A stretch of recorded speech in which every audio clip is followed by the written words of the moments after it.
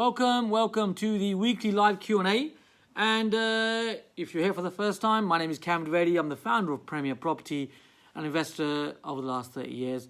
And I've got questions here which are being asked by our Premier Property Inner Circle community. And every week what we do is, I actually personally answer these questions to help people to move forward. So welcome if you're joining us here for the first time. And we've got some in-depth questions here today. So Janika, who is one of our PPIC members, has asked a question in separate parts. We've also got a question here by Vio, a very good question about development. I'm going to discuss this as well to help you with development. And by the way, if you're here for the first time, feel free to subscribe to our channel here. If you're watching this on YouTube, come and join us. Every week I'm releasing new content, new videos, sometimes on site. Come along and join us if you haven't already. Okay, it's that subscribe button, and then there's that bell icon, isn't it, that you can actually click on to make sure you get the latest videos. And we can see here we have a number of our community at Premier and joining us here. Hi, good to see you. So let's now jump into the questions. So I'm going to start with Vio's question here. So Vio is on it. He's a budding developer and he's looking for sites. And he's saying, Cam, looking at a deal at the moment for land, negotiating a good price based on the access issue. Okay. And is likely to get planning for a dwelling based on the area and neighbours. Is it better to pursue planning for a big dwelling, or how do you do it? How do you create flats? How do you increase the end value? So questions around this is what Vio is asking. So Vio, here's the thing that we do at Premier Property. I've got actually one of these that are happening right now. So what we're doing is this. We are using a stepping stone strategy. See, the myth is, and I don't know if you've heard investors say this, not their fault, it's just the way it is, right? They will say, right, here's a property, I'm going to take this and I'm going to convert it into 3 flats. I don't know if you've heard that before, but I've heard that so many times. Now, the thing is, planners don't really allow you to do that in most cases in that way. So what we do at Premier Property is we have a stepping stone approach. So what does this mean? Well, we get planning in different stages. So what we're doing with this property that we're doing, it doesn't have to be land, it's actually a conversion, but you can do it in the same way with land where you build. So the stepping stone approach is, first of all, you get planning for an extension or a dwelling in your case, a dwelling with, it's got a larger extension and a larger area into the dormer. Because if you are going to be splitting a property into 3 flats, for example, then one of the things that the planners are going to ask for is enough square meterage for you to actually do this. So for example, if a property, it does, what I'm sharing here does slightly vary depending on council to council, borough to borough. So, do check in on your local plan. But typically what you will find is, well, in our area that we're investing in part of London, is that with this property, first of all, what we've got to do is we've got to increase the square meterage for there to be enough apartments, for enough space for those flats to be converted. So in order to create 2 flats, we need to have a minimum of 120 square meters. So this property that I'm discussing with you, that actually has 110. So we need to find another 10 square meters, right? For even it to be 2 flats. Now, if you want to convert into 3 flats, well then it's not just 120 square meters that you require the current property to be. You need it to be 160 square meters. Yeah? Hopefully you're following me here with these numbers, and feel free to write this down, and of course you can watch this back again and just get all these figures.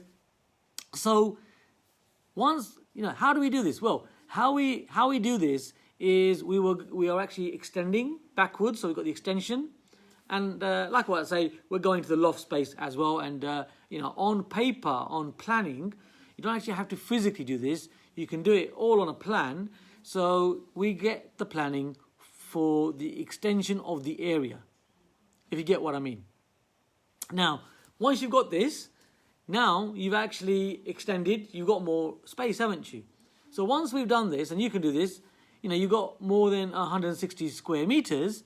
Now what you can do is you can go back to the planners and you can say, right, here we are. We've got the space. You've already given us planning. So the planners will work from the planning that has already been approved. So you will look at the planning and the planners will see that there's already 160 square meters. And now you can say, I would like to create 3 flats from this and put a planning application in for that. And this is the way we do it at Premier. So Vio, I hope I'm answering your question nice and crystal clear. So it's a stepping stone strategy, as we call it at Premier Property, where you get the planning for the unit, you then get the planning for a split of the units by getting an extension and so on. So hope that makes sense. So this is a medium-term plan. That could be, that could take you typically to get planning right now. It could be anywhere between 6 to 12 months. And then, you got further 3 to 6 months thereafter. So the whole great scheme of things, you're looking at a process of anywhere between now and 24 months to get the big change that you're looking for. And of course, the big change can be anywhere between £500,000 to £1 million plus. We do this with larger detached buildings as well. I could go on, but I won't. But hope that helps on that particular scenario. We're doing a similar thing with a couple of £1 million as well. So you can do this with various types of property stock. The stepping stone approach, and hopefully you remember me sharing this with you, and hopefully you're making notes for this if you're not already aware of this. Okay. And by the way, if you're watching this, I would love to hear your experience as well. And it doesn't really matter. You could be absolutely brand new, or you could be very, very experienced. My view is we're all learning all the time, and learning is ongoing, right? So feel free to share some of your comments, some of your suggestions, questions, whatever you like. We've got a great vibe going here at Premier Property. We've got a lovely community, and if you're not already, you are absolutely welcome to be part of our community, and just subscribe here, and also click on that bell icon to make sure we get you the latest videos. So, Vio, you started us off with a great question. Now what we're going to go into is a question here by Janica, actually in separate 3 parts. So, first part of the question by Janica is, Janica's been quite creative actually. So, one of our Premier Property Inner Circle members. So, hi Cam, one of my tenants wants to sell his parents' property. It's a probate. It's a short lease. Janica is saying it's a 60-year lease. Needs a lot of work. Okay, fair enough. Freeholder owns it. He only owns the other flat. Okay, so that's good. So you got already we're assessing that you got a freeholder who owns 50%. So you've got 50% of the other one, which means you can negotiate better with freeholders. So that all helps. So that's good. The current lease for the flat is not allowed the flat to rent it out. Okay, so the current lease doesn't allow a flat to be rented. Okay, so it's got to be a resi at the moment. And if I agree a price for the flat with the tenant, can I ask my tenant to speak with the freeholder to get an appointment for me? Yeah, so if you got, right, so if I'm understanding correctly, you got a flat conversion where you've got one flat and the freeholder's got the other flat, right? So you got a tenant in your one, and you're asking me, should the tenant negotiate on your behalf? Well, what you can do is you can, in negotiation, if you've got a, party in the middle, so, you can always use them like an anchor to build up your relationship. So, think about this, where, let's say you've recommended someone ever for something, right? That recommendation comes from you, you've been that anchor in the middle, haven't you, right? So if you can anchor yourself, that's brilliant. So you could ask the tenant to introduce you, and when you meet up, maybe the tenant could even be there, just to start the conversation, acting as an anchor. It's a really good negotiation tip, really, where you can have honest negotiation, because, you build up rapport with people faster by recommendation, or people that, they already know that know you. Yeah, if I'm making sense there for you. Yeah, so absolutely get them to sort of connect you up. And once you're connected, you can speak to the landlord. And in terms of the negotiating the lease extension, there's something known as Section 42. Now, a Section 42 notice can actually be started by the seller for you on your behalf before you've bought the property. Because once you've bought it, you then cannot start that extension, you can't start that extension until you've been there for 2 years. So a really good tip is, if you're looking to extend your lease, get the seller to start the process. Now, starting the process isn't that complicated. It's a form-filling exercise, that application goes in, and you are in the running for success in extending your lease. So that's what I would suggest. That's what you can do, you can negotiate lease terms. Now, the lease terms, you can check very quickly what the lease terms should be in terms of how much money you should pay for extending a lease. You can go on to use our friend Google. Go onto there. You can find some. Just type in short lease calculators, and there's a number of companies you'll find where they'll have short lease calculators, and you can use one of those to get a good rule of thumb. At Premier Property, we like these rules of thumb because it gets you in faster, so you can work out initially, is it worth you doing what you want to be doing. Yeah. By now, I hope I'm making it sense here for you, so that you can make this work. Yeah. So you start the negotiation. You can check in how much you should be paying for a lease extension. You can negotiate for the seller to start that process, which means you have a smoother running, which means you get your lease extended, and there you have it. Bob's your uncle, or if you're like me, Raj is your uncle. Yeah. And carrying on, let's move forward. Next part of the question. So it's all Janika, by the way. Janika, you written me a novel. I love it. It's brilliant. Brilliant. Why aren't you doing this every week for me? I love to answer your questions. No matter if you're new to property or if you're very experienced. Because let's be honest, everyone starts from somewhere, right?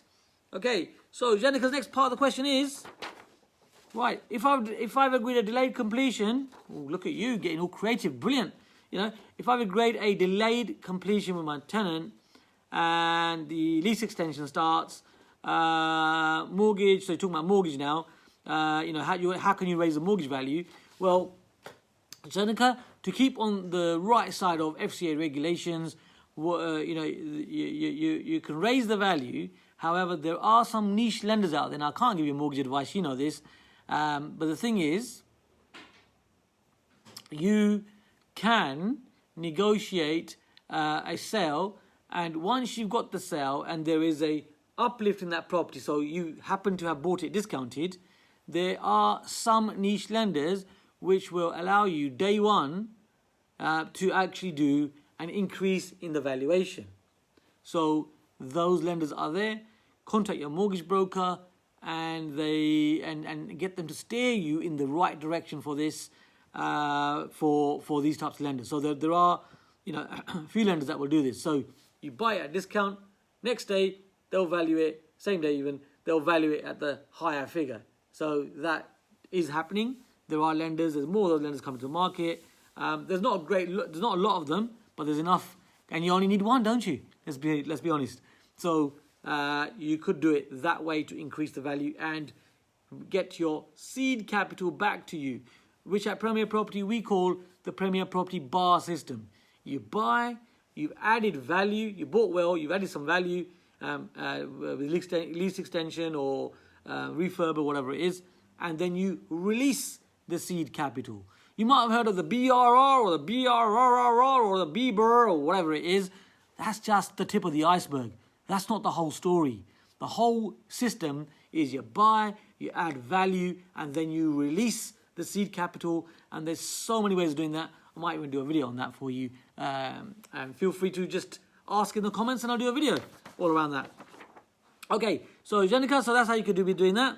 Third part of your question, you got more, right? Okay, so Janika is now asking, I'm thinking of asking the freeholders for buying the freeholders property as well. Loving your boldness. Yes. Great. Right, I'm thinking of buying freeholders property as well and then buy both of them if they agree. What are your thoughts, creative ways? How can you do this? That's what Janika's asking. So I'm going to answer this one right now. And if you're enjoying this little video that we're doing, have you subscribed? If you haven't, feel free to do it right now. So creativity, yes, there's so many things that you can do. I'm going to mention one of them right now. So one of my favorite ones is actually delayed completion. We've actually just done a deal. This particular one is, well, it just happens to be a larger deal. So that's £2 million. By the way, we do buy properties at 50,000 as well. Yes. So, that's okay. It doesn't matter. It's the same thing, just more zeros or less zeros. Get on with it, Cam. Yes. Okay. So this property that we bought is a £2 million property. It's a large detached house. And with that one, what we've done is we've done a delayed completion. I'm only mentioning that one because that's the latest one that we've done with a delayed completion. So what did we do? So what you can do is you can exchange. You can exchange with less than 10%. Yes, you can. So what we did was we actually exchanged with 5%, with negotiating with the seller. So provided the seller is agreeable, you can do this. Now, there's a number of methods and hacks and scripts that we've got at Premier, which I can share with you. Not really relevant right now in this video because it's supposed to be a short video.